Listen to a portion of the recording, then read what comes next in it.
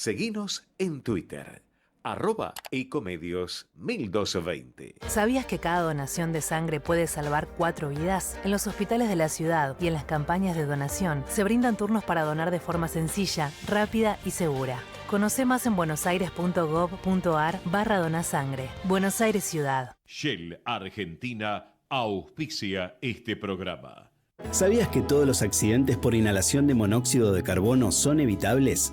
Controla que la llama de tus artefactos sea siempre de color azul. Verifica que las rejillas cuenten con salida al exterior y que las ventilaciones no estén tapadas ni sucias. Y no olvides ventilar los ambientes de tu hogar todos los días. Metrogas, damos calor. Voy es la primera red de estaciones de servicio low cost del país y nació en Junín. Voy es energía accesible, energía posible, energía de calidad.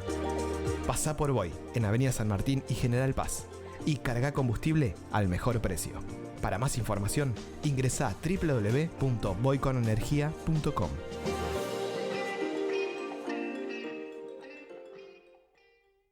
Estudia actuación en Timbre 4. Niños, adolescentes, adultos. Dirección Claudio Tolcachir. Informes en www.timbre4.com.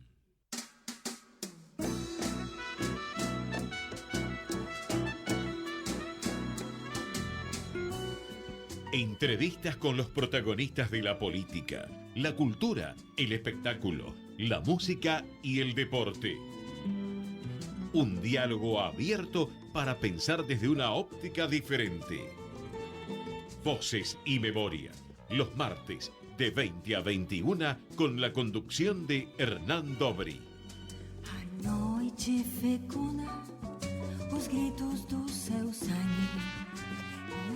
Buenas noches, bienvenidos a una nueva emisión de Voces y Memorias. Hoy nos acompaña un escritor, dramaturgo, guionista y periodista mexicano. Estudió en el Colegio Alemán de México, jugó en las divisiones inferiores de los Pumas de la Universidad Nacional Autónoma de México hasta los 16 años, luego cursó la carrera de Sociología en la Universidad Autónoma Metropolitana. Fue becario del Instituto Nacional de Bellas Artes en el área narrativa y del Sistema Nacional de Creadores Artísticos. También se desempeñó como agregado cultural en la Embajada de México en Berlín Oriental. Como periodista ha colaborado en muchísimos medios, pero entre algunos de ellos Letras Libres, Proceso, Reforma, La Jornada, El País, El Mercurio, El Malpensante, la revista de libros.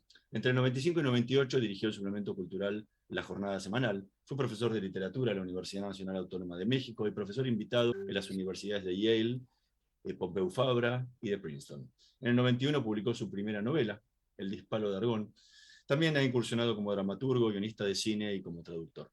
En octubre de 2013 fue elegido como miembro del Colegio Nacional, fue miembro del Consejo Rector del Premio Gabriel García Márquez de Periodismo y es maestro de la Fundación Gabriel García Márquez para el Nuevo Periodismo Iberoamericano. Entre algunos de sus libros se destacan Materia Dispuesta, El Libro Salvaje, Arrecife, El Apocalipsis, Albercas, Los Culpables, De eso se trata, Dios es redondo, Hay vida en la Tierra, El balón dividido, El vértigo horizontal y el más reciente, La Tierra de la Gran Promesa. A lo largo de su carrera ha recibido premios como el Emma Saltán de Literatura, el Herralde, el Internacional de Periodismo Vázquez Montalbán, el Ciudad de Barcelona, el Internacional de Periodismo Rey de España, el ACE a la Mejor Comedia del Año, el Homenaje Nacional de Periodismo Cultural Fernando Benítez, el Mérito Literario Internacional, el Iberoamericano de Narrativa Manuel Rojas, el Liber, entre otros. Hoy nos tomamos un café con Juan Villoro. Muchísimas gracias por estar hoy con nosotros. Al contrario, muchas gracias a ti, qué gusto volverte a ver. La Tierra de la Gran Promesa. Vamos a arrancar por lo último. ¿Cuánto hay de Diego en vos? Inevitablemente hay muchas conectivas entre Diego González, protagonista de La Tierra de la Gran Promesa, y mi propia experiencia. Esto por el solo hecho de que todo autor, al escribir, plasma cosas autobiográficas. A mí me sorprendió mucho al traducir un texto de Stanislav Lem, el autor polaco de ciencia ficción, que él había escrito en alemán, que estableciera una vinculación muy directa entre lo que pasaba en otros mundos y lo que pasaba en su propia experiencia en este.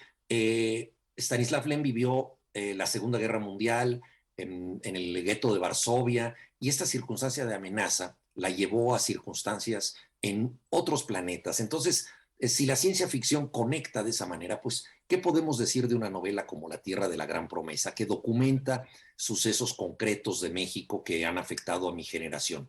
Diego González es un cineasta, a mí me interesa mucho el cine, él fue testigo del incendio de la Cineteca, donde ardieron más de 6,000 películas, y mi generación ahí sintió que la misma cinematografía se quemaba y que no tenía sentido hacer arte, hacer cine en este país. Irónicamente, la película que se exhibía entonces era una película polaca, La Tierra de la Gran Promesa, de Andrzej Wajda. Me pareció que era un título irónico porque además trata de un incendio, y mientras el incendio se proyectaba en la pantalla, la Cineteca ardía en llamas. Diego González es testigo de la realidad, y a mí una de las cosas que me parecen fundamentales al escribir crónicas es hasta qué punto eres verdaderamente responsable de todo lo que estás escribiendo, y hasta qué punto controlas tus materiales, porque hay gente que te da información, hay gente que quiere que digas ciertas cosas, y de pronto te puedes convertir en vocero, en vehículo de voluntades ajenas. Y de eso trata La Tierra de la Gran Promesa, y esa es una preocupación muy personal que yo tengo. Hay también otras circunstancias como pues la violencia que padece el protagonista y su familia, y que lo llevan a vivir en Barcelona. Yo fui a esa ciudad después de haber padecido un asalto aquí en la Ciudad de México, acabo de pasar por otro a mano armada, de modo que esta circunstancia de descomposición social, pues que nos ha tocado tan de cerca a muchas personas, pues evidentemente tiene un componente personal. Pero también hay muchas cosas que me separan de Diego. Por ejemplo, él habla dormido, está casado con una sonidista que puede descifrar lo que dice mientras duerme, y yo, por suerte, no hablo dormido, o al menos eso creo. Y también hay algo que me llamó la atención, que lo decís, lo repetís muchas veces en las entrevistas y lo pones como un punto disparador de su último trabajo. Y es que él en el libro, no voy a spoilear el libro, pero es un dato que no es central, su último documental es sobre los matemáticos retirados, que él le llama la atención que después de los 20 y pico pierden su capacidad creativa y como que ya no tienen nada más que dar. Y vos decís muchas veces que los escritores también le pasa lo mismo, que en sus primeros años tienen esa capacidad creativa y después se duermen en un estilo y se aburguesan, ¿no? Y como que no siguen creando nada nuevo. Y me pareció interesante también eso que repetís tanto de los escritores y que buscás evitarlo en tu obra, con lo que a Diego le toca investigar sobre los matemáticos. Sí, me gusta mucho este paralelo que estableces. Fogwill, un autor argentino al que yo quise mucho, tuve la suerte de conocerlo, decía que de pronto hay un agotamiento de la fuente. O sea, todo escritor, todo artista tiene una fuente que de pronto se seca. El problema es que una vez que la fuente se ha secado, muchas veces el escritor sigue escribiendo. Entonces, lo que él produce son ecos de cosas anteriores, se repite, y eso es una cosa bastante triste. En el caso de la matemática, esto es muy evidente y a mí me fascinó porque la ciencia es una forma del atletismo. Lo que pasa es que es un atletismo mental. La física teórica o la matemática de altísimo nivel se suele desarrollar en la juventud de los científicos, y posteriormente ellos perfeccionan sus teorías, las divulgan y hablan sobre ellas. El caso emblemático es el de Einstein, ¿no? Que es capaz de formular la teoría de la relatividad siendo muy joven, y luego, por supuesto, va ampliando su obra, pero en esencia ya no cambia el curso de la física como lo hizo en su juventud. Y entonces Diego González tiene la idea, ya en el exilio de Barcelona, cuando no puede estar en zonas de alto riesgo en México, de hacer algo que le parece como una especie de jubilación que en cierta forma tiene que ver con su propia vida, que es hablar de los matemáticos cansados, es decir, ¿qué es lo que hacen estas personas que todavía están en dominio de sus facultades, que suelen ser muy cultos, profundamente inteligentes, pero que ya no pueden crear teoremas? Entonces, y esto es un hecho real, los matemáticos en sus últimos años suelen ser grandes lectores, tienen hobbies muy complejos. Algunos se dedican a traducir de lenguas muertas, otros, por ejemplo, tienen el vicio de corregir datos falsos de las enciclopedias, tienen esta erudición persecutoria, ¿no? Y entonces, digamos que lo que trata de averiguar Diego son las ideas que produce el cansancio, cómo se reinventa una mente. Y él lo está tratando de entender desde su propia vida, acercándose a los 60 años, y porque ya no está en México, donde él está en la línea de fuego como documentalista, y entonces, ¿qué cosas puede hacer? Y desde un punto de vista metafórico, y me gusta mucho que lo hayas planteado así, podemos pensar que todo artista llega también a esta zona parecida al de la prejubilación de los matemáticos, cuando tienen que encontrar otra cosa en que ocuparse, ¿no? Leer partituras, aprender idiomas raros, utilizar su inteligencia, que sigue siendo extraordinaria, pero para algo que ya no se expresa con números, ¿no? Y yo creo que todo artista debería un poco aprender de este ejemplo, porque en ocasiones un novelista no hace sino repetir lo que ya dijo, un pintor vuelve a pintar el mismo cuadro. Lo vemos mucho en las retrospectivas de los artistas, que de pronto establecen un canon de sí mismos y repiten la misma obra, que tiene un enorme éxito comercial en muchas ocasiones, pero donde ya no vemos esta búsqueda que sí tienen algunos pintores como Kandinsky, Klee o Picasso, que nunca se detienen, ¿no? Entonces, bueno, me gustaría pensar que en las cosas que yo escribo hay todavía posibilidades de cambio, ¿no? Y que no me estoy repitiendo, al menos esa es una superstición que tengo respecto a mí mismo. Estamos conversando con Juan Villoro. Vamos a escuchar el primer tema que eligió para esta noche de Voces y Memorias. Vamos a escuchar a Café Tacuba interpretando su tema Laberinto.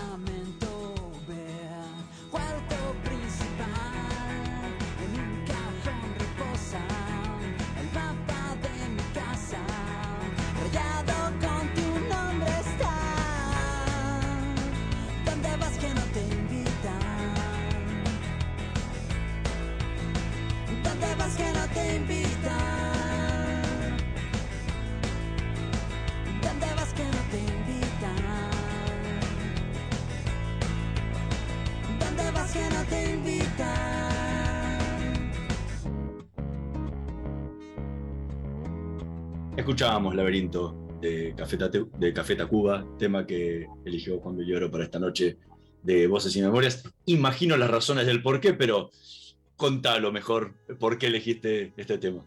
Bueno, estamos hablando de mi novela La Tierra de la Gran Promesa, que trata, entre otras cosas, de la relación con el cine, porque el protagonista es un documentalista, y en alguna época pues yo escribí guiones de cine, bueno, ahora de vez en cuando todavía los escribo.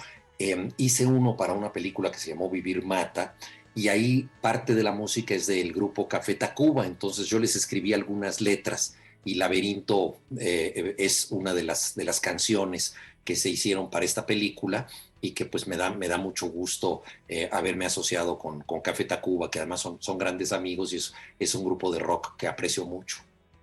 Lo que hablabas recién, antes de que escucháramos el tema, sobre la problemática de los escritores cuando se estancan en su creatividad, más que nada disruptiva, ¿no? Porque siguen creando, porque siguen escribiendo nuevas obras.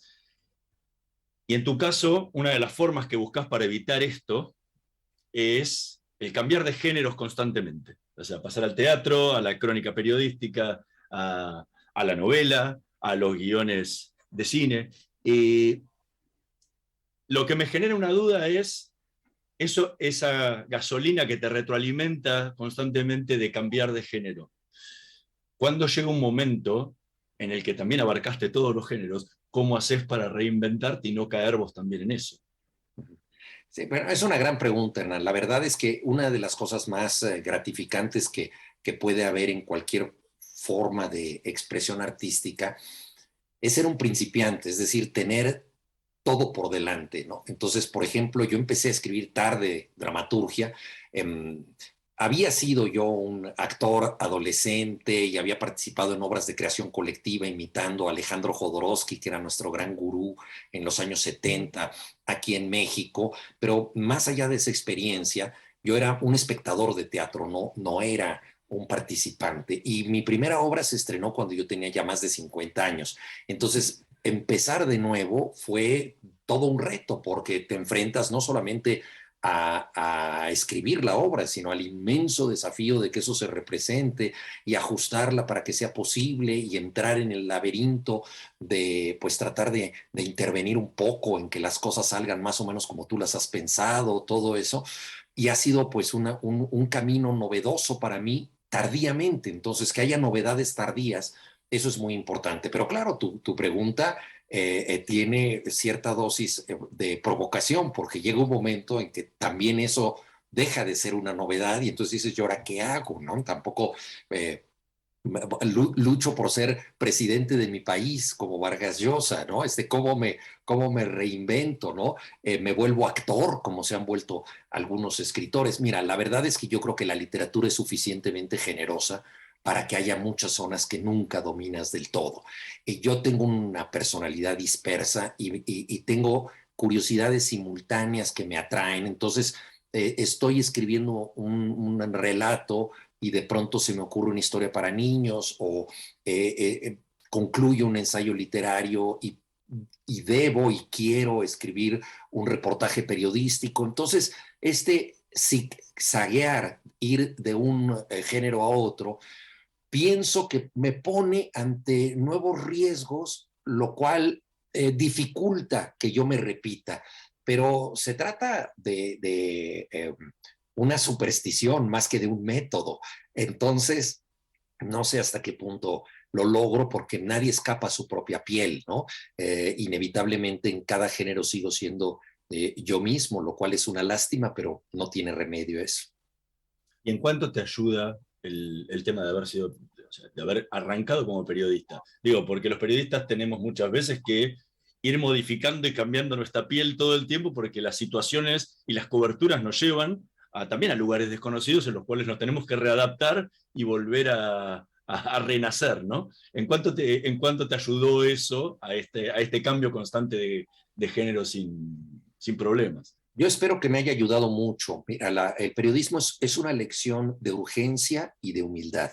De urgencia porque tienes que escribir en el momento oportuno y no hay excusas. Entonces yo me acostumbré a escribir en cualquier lugar, a cualquier hora, en cualquier circunstancia, con ruido, sin ruido, con gente que entra y sale y todo, y forma parte de mi vida eso, que quizá parece muy poco sublime, ¿no? Cuando yo oigo que otros colegas están frente al mar y que se ponen una música de Debussy para inspirarse y que tienen una cantidad de condiciones, uno pensaría, bueno, las condiciones son tan buenas que la obra debe ser excelsa. En cambio, yo estoy en una cafetería rodeado de gente, hay un partido de fútbol que medio veo de reojo y así estoy escribiendo y entonces la gente va a decir, pues claro, Juan por eso escribe tan mal, porque no tiene ese entorno de lo sublime. Pero bueno, yo prefiero escribir en cualquier lugar, es una facilidad que te da el periodismo después de haber pasado por mucho sufrimiento.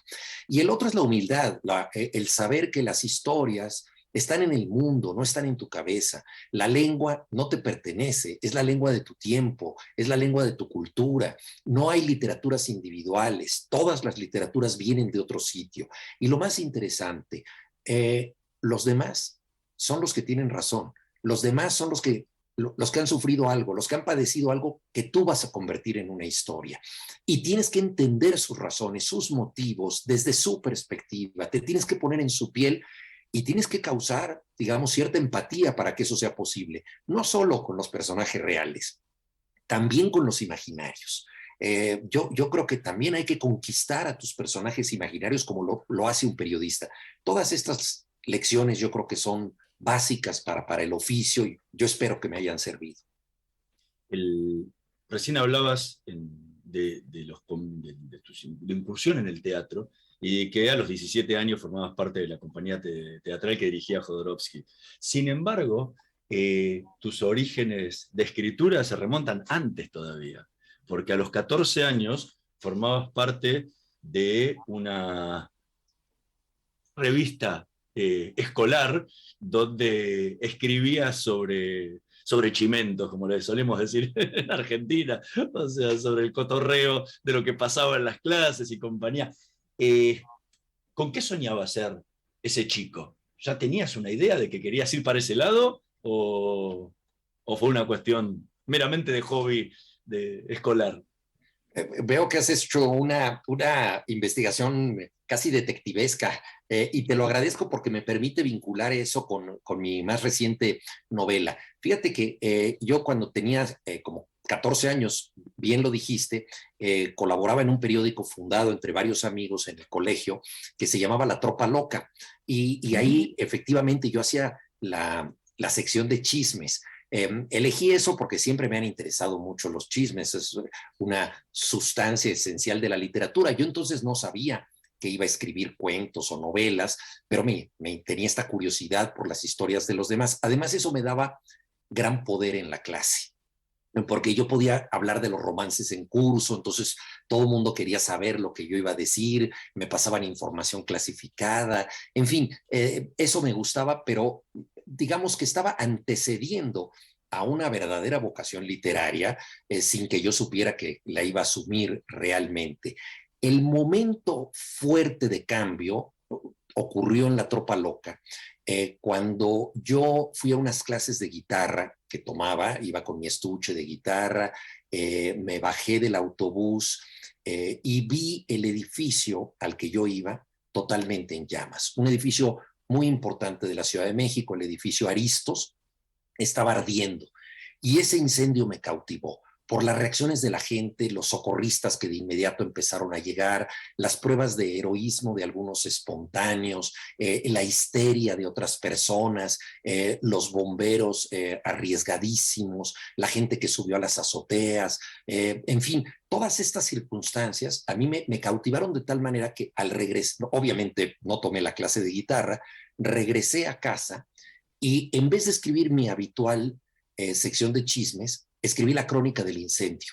De modo que me convertí en uno de los muchos cronistas del fuego, en uno de los muchos que han empezado a escribir por un incendio, como Elías Canetti cuando vio el incendio del Palacio de Justicia, dejó la química y dijo, esto que enardece a las multitudes y que las concita de esta manera, merece una explicación más fuerte y decidió empezar a escribir, ¿no? Y así tanta gente. Entonces, mi novela La Tierra de la Gran Promesa, que trata de un incendio, Otra vez. tiene su origen remoto en ese muchacho de 14 años cautivado por lo que pasó en otro incendio, ¿no? Entonces me da mucho gusto que hayas conectado ambos sucesos. Estamos conversando con Juan Villoro. Vamos a hacer una pequeña pausa. En un minutito más volvemos con más Voces y Memorias. No se vayan. Vamos la radio, somos tu voz. Vamos con Eco, siempre la verdad y la mejor información. Estamos llenos de historias verticales. Gira tu celular. En Catamarca tenés algo distinto para contar. Girá, girá, no te pierdas de nada. Vení a contar una historia distinta.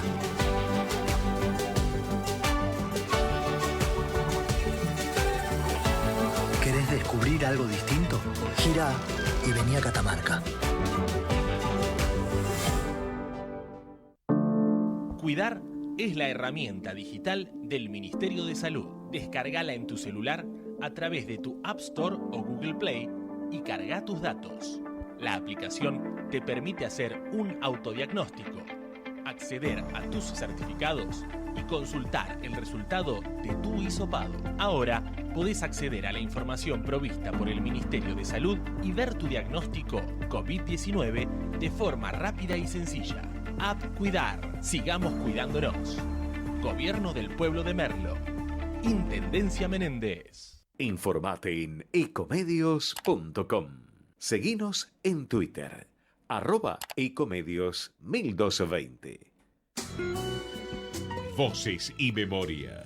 Una hora con los protagonistas de la política, la cultura, el espectáculo, la música y el deporte para pensar desde una óptica diferente.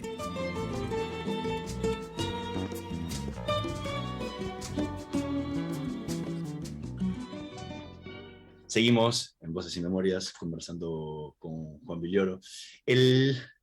Estabas hablando justamente de tu juventud, de este incendio, y estás hablando de los 14 años y de eso que te dio la fuerza para escribirla o el empuje para empezar a escribir como periodista. Sin embargo, tu primera novela en ficción recién la escribís casi a los 35 años, año 91. ¿Qué pasó? Que pasó tanto tiempo que se llegó ese disparador para escribir ficción a partir de los 35. No, en realidad yo empecé a escribir ficción mucho antes. Lo que pasa es que yo escribía cuentos. Era la época en que estaban muy en boga ciertos cuentos del boom latinoamericano. Me gustaban mucho los cuentos de Onetti, los cuentos de Julio Cortázar, Borges, Bioy Casares, los cuentos de Rulfo. En fin, era un gran admirador de los cuentos. Por mi experiencia, que era muy limitada, me parecía más lógico contar una pequeña historia que adentrarme en el complejo mundo de una novela. Complejo no en el sentido de que sea más difícil escribir novela, sino que debes sostener durante mucho tiempo la tensión dramática y deben pasar muchas cosas. Estuve en el taller de cuento de Augusto Monterroso, gran escritor guatemalteco, y cuando alguien presumía de estar escribiendo una novela, él le decía, te estás entrenando para escribir cuentos, porque en efecto el cuento es más riguroso, más exigente, yo creo que es el género más difícil escrito desde la prosa. Entonces yo publiqué mi primer libro muy joven, a los 24 años, La Noche Navegable, que es un libro de cuentos. Luego, unos años después, publiqué, 5 años después, Albercas, un segundo libro de cuentos, y en el ínterin traté de escribir una novela. Y fue una novela fracasadísima. El título lo tomé de una frase de Henry Miller que decía, hacia adelante a ningún lugar. Y fui demasiado fiel a este título porque no llegué a nada. Era una novela, digamos, de experiencias juveniles, etcétera, un poco como En el camino de Jack Kerouac, toda proporción guardada porque la mía era muy mala, y tuve que destruirla, ¿no? Entonces destruí esa novela, publiqué un segundo libro de cuentos, luego hice un libro de crónicas por Yucatán, y entonces la llegada a la novela fue tardía como género, pero ya había estado yo practicando por un lado el periodismo y por otro lado escribía cuentos. Ahora, también la cuestión del género de cuentos siendo periodista es mucho más cercana, ¿no? Porque el cuento te acota y los periodistas vivimos siempre acotados por el espacio, acotados por los tiempos. Digo, por ahí para un periodista es más cercano también la posibilidad de escribir cuentos que una novela donde tiene una extensión, donde no hay extensión, ¿no? Sí, hay géneros que comportan una forma de vida definitiva. Por ejemplo, yo no he escrito nunca una novela en menos de 4 años, ¿no? Es decir, toda novela la he escrito de 4, 5, 6 años, ¿no? Entonces, ¿qué sucede con un autor de 22 años que empieza a escribir una novela? Si realmente se mete en el tema, probablemente la termine a los 26, 27 años. Pero entre los 22 y los 27 años hay numerosos cambios en una persona. Y fue lo que a mí me sucedió cuando estaba escribiendo esa primera novela, que la persona que estaba tratando de concluirla no se parecía nada a la que la había iniciado. Entonces los personajes eran ya un caos total, porque empezaban siendo personajes muy vitalistas, muy juveniles, y luego eran personajes pedantes que hablaban como si llevaran 10 años en psicoanálisis, y era una mezcla absurda, ¿no? Entonces, la novela que requiere de tanto tiempo dedicado, pues muchas veces conviene pasar 4 o 5 años en los que tú no cambies tanto como para alterar demasiado tu propia novela. Debes cambiar con la novela, no a contrapelo de ella. Y en esta última, La Tierra de la Gran Promesa, pasaste desde casi el primer texto, 6 años, hasta la publicación. ¿Cómo fue el proceso de trabajo desde que surgió esa idea de escribir la novela hasta que, bueno, quedó en manos de los editores? Empezó con el cine, y no es casual que tenga que ver con esta modalidad artística, porque recibí una invitación de un director brasilero, Felipe Hirsch, para escribir un relato que él iba a convertir en parte de una serie. Iba a ser la idea era muy linda. 10 escritores latinoamericanos escribiríamos cada uno una historia en donde el requisito único era que un personaje dormía y despertaba en la historia. No se trataba de escribir necesariamente sueños, podía ser así, pero se trataba de escribir de alguien que en algún momento dormía y despertaba. Entonces yo escribí un relato, y como tantos proyectos para el cine o para la televisión, no se hizo, me quedé con ese relato que trataba de lo siguiente: un cineasta del género de los documentales tiene una esposa que es sonidista, y él habla mientras duerme, y ella puede captar sus palabras nocturnas, esa confesión involuntaria que él está haciendo. Este era el relato, este era el núcleo. Cuando me quedé con ese relato, pues me pregunté, bueno, ¿y qué hace este personaje con los ojos abiertos? Más allá de que hable dormido y de que cuente un sueño recurrente, ¿quién es? Entonces, ahí me pareció muy interesante formular algo que decía al principio, y es que muchas veces cuando nosotros documentamos la realidad y creemos controlar nuestros materiales y la forma en que nos acercamos a ella, en realidad estamos a merced de muchas circunstancias que ignoramos, casi tanto como en los sueños. Entonces, su vida en la vigilia es tan misteriosa e incontrolable como su vida mientras duerme. Y así se fue un poco armando La Tierra de la Gran Promesa. Que sé que escribís un montón, imprimís, marcás cosas, volvés a los textos. ¿Qué sentís cuando decís, bueno, ok, ya está, lo envío y que quede en manos de los editores el trabajo? ¿Qué sentís internamente? Bueno, es una mezcla de alivio y de curiosidad y angustia, porque no sabes cuál es el destino de un libro, ya no está en tus manos, ¿no? Y dependerá un poco de la benevolencia de los lectores, lo que suceda. Es compleja la situación, pero no tengo mucha prisa. Fíjate que ahí también creo que el periodismo es una gran ayuda. Cuando tú escribes un artículo, un reportaje, una entrevista, eso debe causar sentido de inmediato, debe tener una resonancia mínima, contingente, en el medio donde estás publicando. Y una de las ventajas de la literatura de ficción es que puede diferir su efecto. Tú puedes tener lectores dentro de 2 años, dentro de 3, en otro país, si acaso se traduce. Hay muchos casos en que eso pasa, ¿no? Digamos que mis libros de ficción pueden fracasar sin que yo me dé cuenta, lo cual en el fondo pues no es tan grave. En cambio, el periodismo tiene la urgencia de ser leído. Yo puedo establecer esa diferencia claramente y decir, bueno, esto no es un reportaje, no se tiene que entender ahora, y que sea lo que tenga que ser con este libro que ya despegó y que ahora le pertenece a otra gente. Ahora, ¿qué te pasa cuando terminaste el libro? Ya fue, ya está impreso, lo recibiste, lo lees, el olor de las páginas cuando está impreso. Te lo pregunto porque entrevistándolo al dramaturgo argentino Tito Cosa, él decía, por ejemplo, que él no iba a ver sus obras de teatro en el estreno, porque sentía que si no tenía que estar modificando, que algo le faltaba, que algo estaba mal, y prefería decir, bueno, ok, ya está en manos del público, en el caso de él, en tu caso en manos de los lectores, yo ya no puedo hacer más nada. ¿Qué te pasa con tu obra cuando ya se independizó de vos? Bueno, hay ciertas noticias del infierno que son las erratas, que siempre aparecen, ¿no? Borges decía con coquetería, mi libro salió mejorado por algunas erratas, pero en realidad eso es un calvario, siempre las descubres, eso es tremendo. Y un poco la sensación de volver al texto, yo no lo hago voluntariamente, yo no me releo en soledad, pero en ocasiones debo leer un fragmento o tengo que hacer un cotejo por una traducción, alguna cosa así.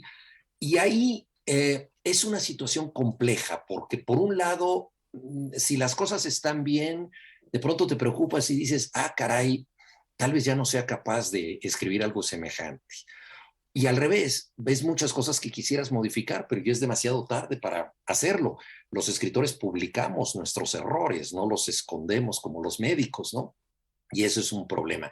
Y fíjate que la reacción más peculiar, esto lo he dicho alguna vez, es que cuando algo me parece que no está mal, tengo la extraña impresión de que no lo escribí yo. O sea, me parece que es algo ajeno, me sorprende. Digo, qué extraño es esto, pero ¿en qué momento surgió y a quién se le ocurrió? Entonces, esa otredad me parece que es quizá la única prueba de que las cosas salieron bien, lo cual me exime de sentirme orgulloso de eso, porque lo mejor que tiene es que no se parece a mí, no lo hice yo, sino que salió quién sabe de dónde, es ajeno. Estamos conversando con Juan Villoro, vamos a escuchar el segundo tema que eligió para esta noche de Voces y Memorias, Eclipse, de Pink Floyd.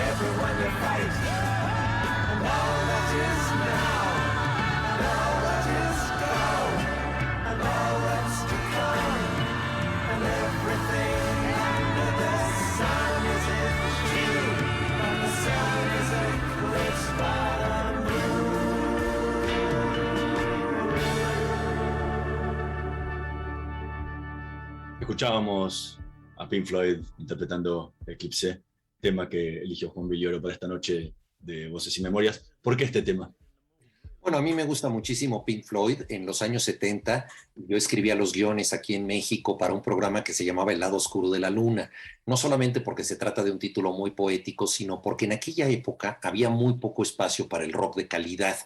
Y entonces nuestro subtítulo del programa era La región desconocida de la música de rock. Y Eclipse habla precisamente de eso, de cómo todas las cosas que pueden definir el mundo, es una especie de Aleph, como el Aleph de Borges, una condensación de todo el universo, todo eso puede ser ocultado por la luna, por un eclipse, ¿no? Entonces, es una canción muy, muy cercana a mí por muchas razones. Decías de los guiones. Digo, hoy está tan en boga las series. ¿No te atrae como un desafío el escribir un guión, una serie, pero en forma de guión y no de novela? Mira, es complejo. Hay desde luego recursos que solamente puedes expresar a través de la pantalla, a través del cine, de las series. Por desgracia, las series no necesariamente pasan ahora por su mejor momento. Después de el éxito inicial de series que tuvieron una enorme libertad creativa, como Los Soprano, Breaking Bad, The Wire, etcétera, pues se ha rutinizado mucho esto y se ha caído mucho en fórmulas. Actualmente estoy escribiendo una serie con un escritor argentino, con Germán Mayori, que hizo Entre Hombres, basado en su novela, y es una adaptación de mi novela Arrecife, y ha sido una experiencia muy grata, porque hasta ahora todo ha tenido que ver con Germán, es decir, él y yo estamos como locos haciendo los guiones, pero luego pues tendremos que enfrentar el tremendo mundo de los ejecutivos y los estudios y las sugerencias y todo esto, y a ver en qué desemboca esta serie, pero por el momento estamos muy, muy contentos trabajando. Has pasado, recién hablábamos de los guiones, novelas, crónicas, de obras de teatro, letras de canciones. ¿En qué género te sentís más cómodo escribiendo? La verdad es que ninguno, y eso es lo interesante y lo desafiante, ¿no? Todos tienen nervios distintos, todos tienen problemas.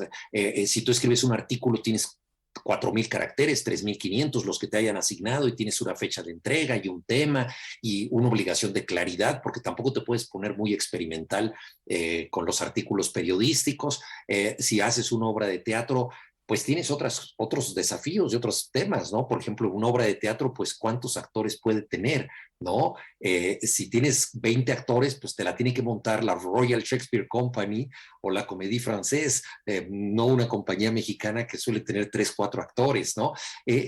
Todo eso son estímulos creativos, ¿no? Yo no escribo poesía, digamos, lo único que hago es escribir en distintos géneros de la prosa, pero la poesía te enseña mucho respecto a la posibilidad de tener restricciones creativas. Por ejemplo, el soneto, ¿no? Tú tienes 12 rejas, esa es tu cárcel, tienes una métrica, tienes una rima asignada, y a partir de eso tienes que reinventar la realidad y reinventar tu propia libertad en cautiverio.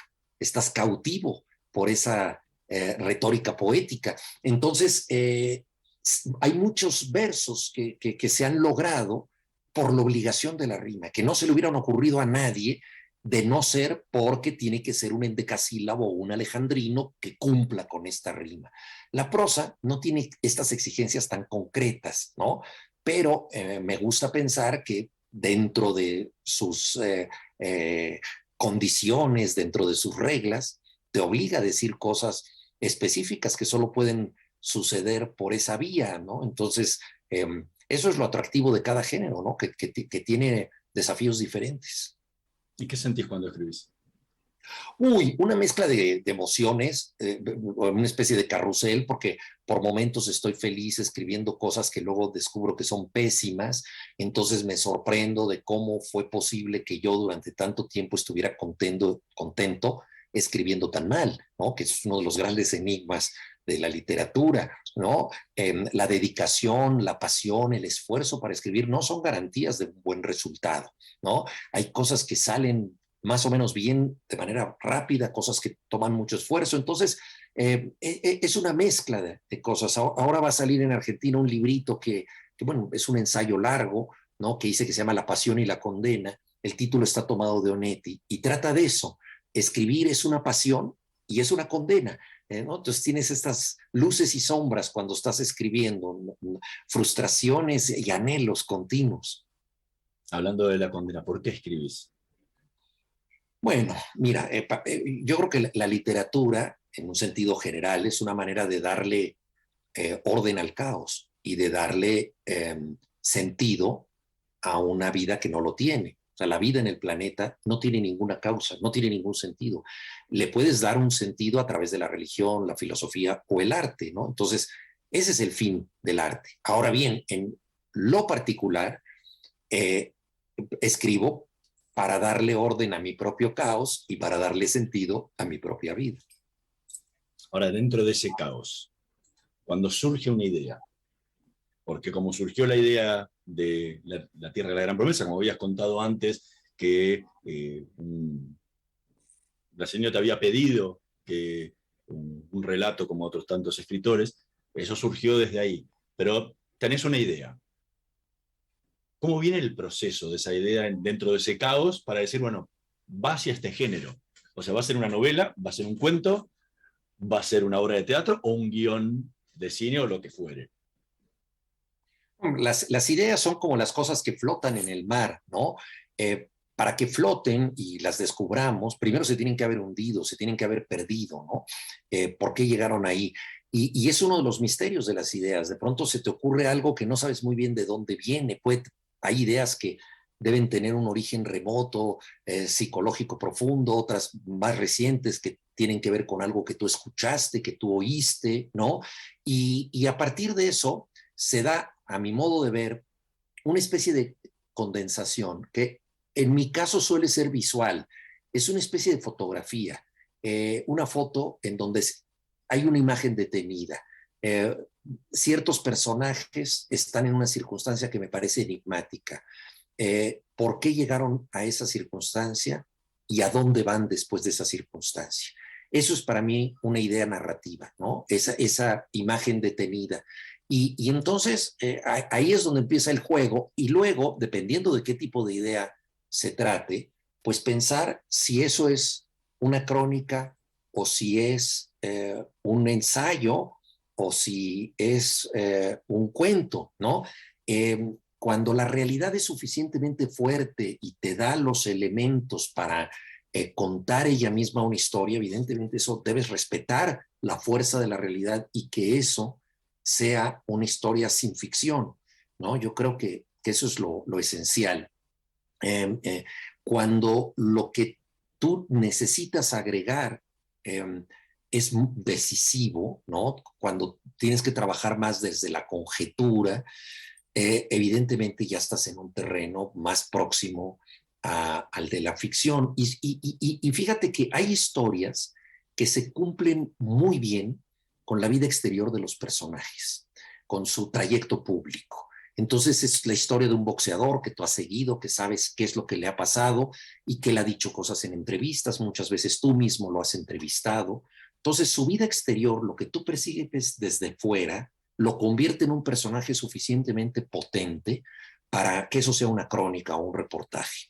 Pero hay historias que se tienen que construir de otra manera, que se tienen que construir desde la vida secreta de los personajes, desde sus sueños, sus anhelos, sus frustraciones, lo que no pudieron hacer, sus oportunidades perdidas. Y entonces ahí estás ya forzosamente en el territorio de la ficción. O sea, la literatura es la única manera de conocer la vida secreta de las personas, ¿no? Y eso me parece que define pues, el arte de escribir novelas o de escribir cuentos. Y aparte, también puede influir un poco el no tener algunos datos para cerrar, ¿no? Una historia periodística, por ejemplo. Cuando uno dice, tengo la historia, pero tengo huecos en el medio, la única forma que tengo es de ficcionarlo. Si no lo ficciono, no puedo cumplir con el rigor periodístico de poder contar toda esa historia como tendría que ser, ¿no? Desde luego, yo me atrevo a decir que en la narrativa, incluso la narrativa de ficción, incluso es necesario que haya algo que no cierre. O sea, es necesario que haya algo que se quede como un enigma, ¿no? ¿Qué pasa en la invención de Morel al final? El personaje se incorpora al mundo de su amada en calidad de holograma o de fantasma, pero ella lo va a reconocer o no, va a estar verdaderamente en esa lógica o no. Allá hay lo que Javier Cercas llama el punto ciego, hay algo que no vemos y que nos jala hacia la novela, ¿no? Es decir, ¿quién tiene razón en una novela, ¿no? En Los Hermanos Karamazov ¿Cuál es el hermano que entendió bien la realidad de los tres hermanos? Eso no se resuelve, ¿no? Entonces los puntos ciegos de estos vacíos potencian la ficción. En cambio, perjudican al periodismo, ¿no? El periodismo es, bueno, ¿y por qué no me dijo quién era el culpable? Pues si está cubriendo esta noticia, ¿no? Juan Villoro, muchísimas gracias por habernos acompañado esta noche en Voces y Memorias. Fue realmente un gratísimo placer el haber conversado contigo. Al contrario, qué gusto de verte otra vez, querido Hernán. Nosotros nos vamos a reencontrar la próxima semana en la operación técnica Carlos Heinze y Gerardo Subirana. En la edición Javier Martínez. Nos vemos la próxima semana. Chao. ¿Sabías que cada donación de sangre puede salvar 4 vidas? En los hospitales de la ciudad y en las campañas de donación se brindan turnos para donar de forma sencilla, rápida y segura. Conoce más en buenosaires.gov.ar/donasangre. Buenos Aires Ciudad. Shell Argentina auspició este programa.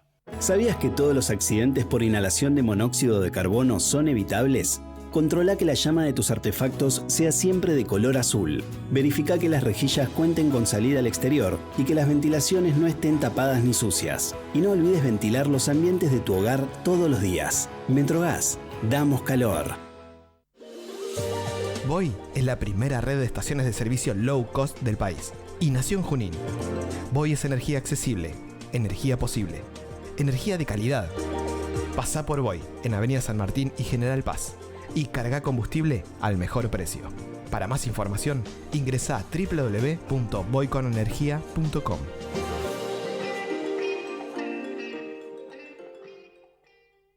Estudia actuación en Timbre 4. Niños, adolescentes, adultos. Dirección Claudio Tolcachir. Informes en www.timbre4.com.